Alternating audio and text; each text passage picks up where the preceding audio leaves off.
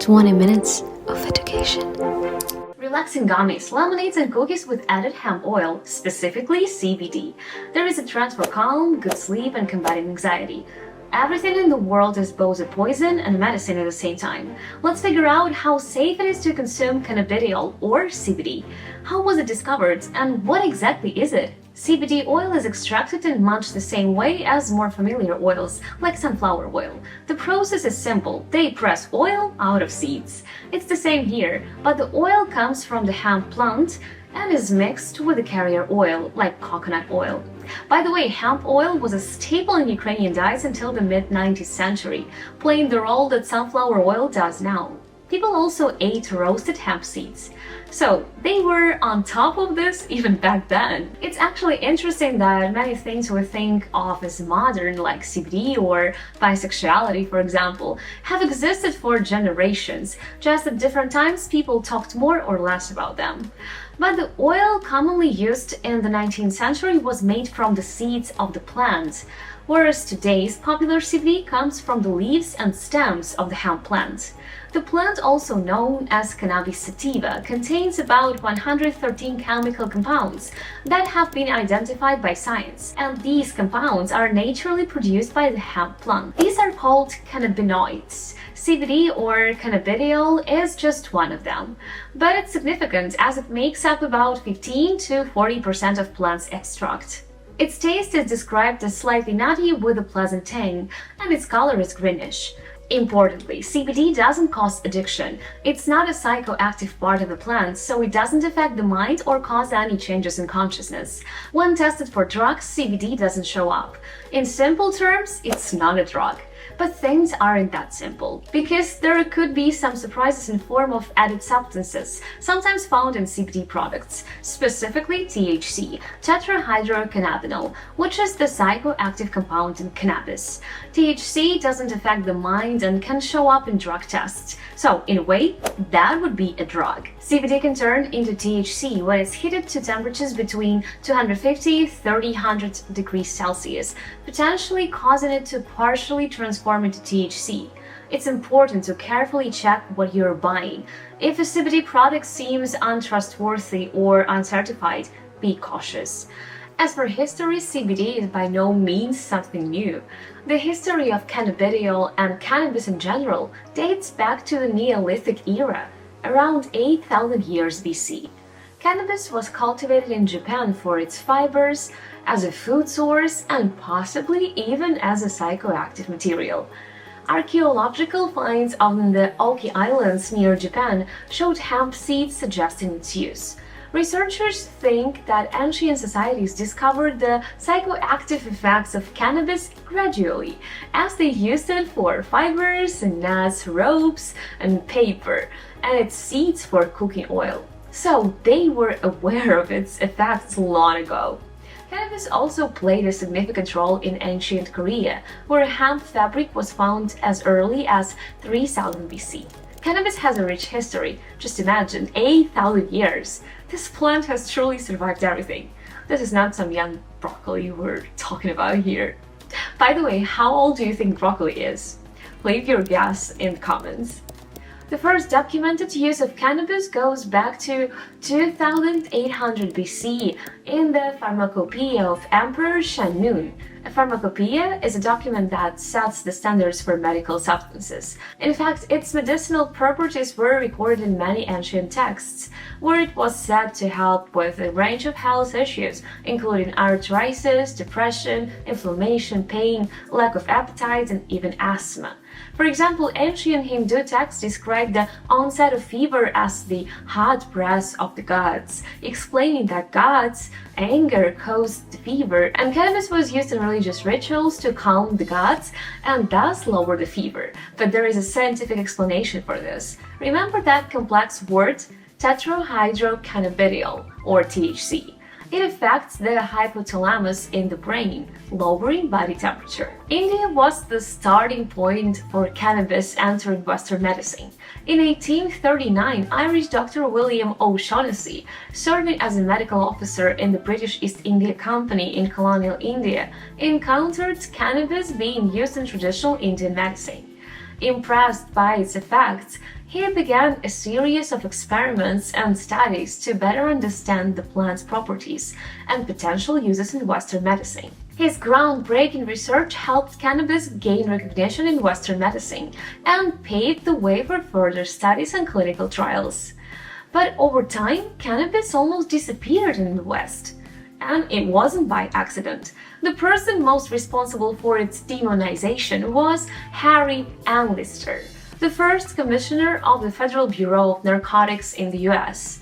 He launched sensational anti-cannabis campaigns, focusing on associating it with the racial stereotypes and crime, and using fear and prejudice to advocate for its prohibition. As always, the right marketing drives the world. Growing concerns about drug abuse and addiction led to increased control and eventual decline of cannabis as an accepted medicine in the US. As a result of Anslinger's efforts, the US passed the Marijuana Tax Act of 1937, criminalizing the possession, sale, and cultivation of hemp. This law imposed heavy taxes on cannabis products, making them financially burdensome and harder to obtain legally. This legalization, backed by racial prejudice and misinformation, set the stage for the global prohibition of cannabis. Following the example of the US, international efforts to control cannabis gained momentum. The UK was involved in this international drug control efforts. But then came a game changer. We finally returned to CBD. Its story started in 1942, when chemist Roger Adams, who studied at Harvard, first managed to extract the compound from cannabis. Later in 1963, the so-called godfather of cannabis research, Dr. Raphael McCollum, first described the chemical structure of CBD. This was a major milestone in CBD research, when Israeli chemist McCollum and his team successfully synthesized CBD. This breakthrough provided researchers with a pure and reliable source of CBD, eliminating the variability and impurities found in plant extracts. The first exciting property discovered in CBD through experiments on mice and rats was its anticonvulsant or anti-epileptic properties. This was one of the few studies that the laboratory mice actually seemed to enjoy. Later, in the 1970s and 80s, human trials were conducted on people with epilepsy, and in some cases, daily doses of CBD, which was like 200 milligrams a day, led to the disappearance of seizures for up to 3 months. But this effect only worked for some patients, not all of them. The ability to produce CBD in labs allowed McCollum and others to conduct more detailed studies on CBD's properties. His subsequent research opened the door to understanding how the body interacts with cannabinoids. In the late 2000s, awareness of CBD started growing in the UK, as most people and organizations worldwide recognized its potential benefits. Several factors contributed to the surge of interest, including growing research conducted from the 1980s to 90s and increased availability of CBD products on the market.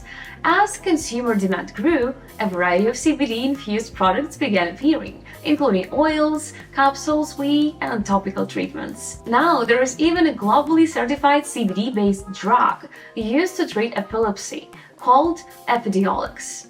Uses of CBD include anxiety relief, improved sleep, reducing chronic pain, and treating post-traumatic stress disorder.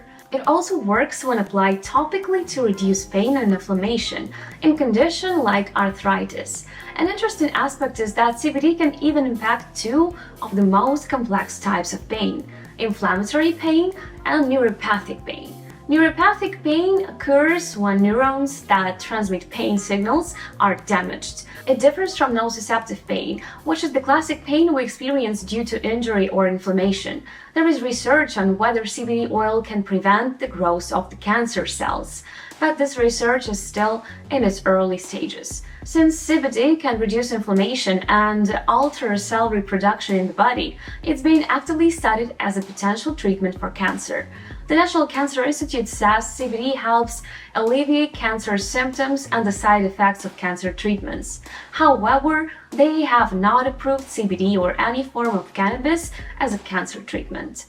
Some people may experience side effects from CBD, such as nausea, fatigue, or irritability. Additionally, it can affect blood thinning and clotting, and most interestingly, can increase the level of medications in the bloodstream. So combining it with other medications should only be done with the doctor's approval. However, CBD is just a supplement, not certified as a medicine, and no one knows the exact safe or therapeutic dosage, so it should be used carefully, keeping in mind that everything in the world can be both medicine and a poison, depending on the quantity and context of use. And a little bit about the legality. Medical cannabis has been legal in the Netherlands since 2003. The Dutch system is an example of a long-established system that allows access to medical cannabis. However, it's a closed system. All activities related to medical cannabis are strictly regulated, and the Dutch Office of Medical Cannabis has full control. This means that to grow, import, and sell medical cannabis, you need a permit. Permits are only granted under limited circumstances. In the Netherlands, currently, only one company, which is called Bedrocan, has permission to grow cannabis for medical use. Patients have access to medicinal cannabis through pharmacies if they have a prescription. Cannabis can also be bought in coffee shops. The sale and storage of small amounts of cannabis up to 5 grams for personal use is allowed. However, the quality of medicinal cannabis obtained from pharmacies is better protected because it is subject to strict standards. I didn't cover all the countries in the world. There are many. By the way, in my episode about how passports appeared, I talked about how many countries there are in the world. So I'll leave the link to this episode in the description below. It was my first episode, by the way, so please don't judge too harshly, okay? I mean, the quality, the sound, yeah, not amazing. If you know examples from your own experience about other countries where medical cannabis is allowed or, on the contrary, strictly prohibited, please share them in the comments. And let's compare together. So, industrial hemp has potential for various commercial and industrial uses, such as food, wellness products, clothing, building materials, and more. Personally, I recently had a CBD lemonade in Kyiv Cafe. It was a day full of tasks and accordingly some stress. It really worked for me, like helping me to relax and giving me like a little clarity of mind, because anxiety with all the background noise in modern life often clouds that clarity. But I don't think I would ever choose to consume such candies or lemonades regularly, just because I'm not a fan of monotony or dependencies in general. I think it's great to know how to relax in different ways, like taking a walk in nature, watching a show, reading a book, or doing yoga. But for variety, sometimes it's nice to try CBD, a safe part of this cool plant. What do you think about this? Are you a fan, or is it still drugs for you? And please give this episode a like if you learned something new. I'll be super happy to see you regularly on my channel, so always happy for your subscriptions. See you!